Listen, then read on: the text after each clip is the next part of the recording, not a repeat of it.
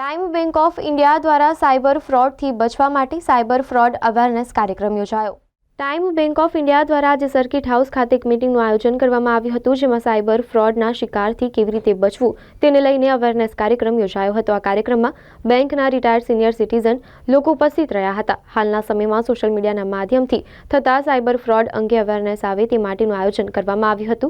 આજના સમયમાં થતા સાયબર ફ્રોડ ખૂબ જ વધી રહ્યા છે, જેને લઈને સાયબર फ्रॉड सावधानी राखवाथी अपना नाणां बची सके छे।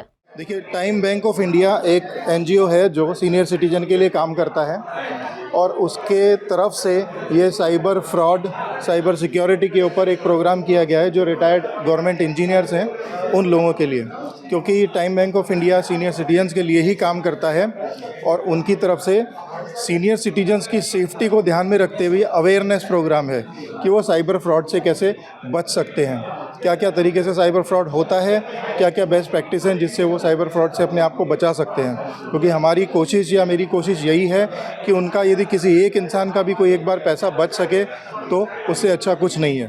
आज किसी अवेयरनेस आप करने वाले हो, किसी लोगों को समझाने वाले हो?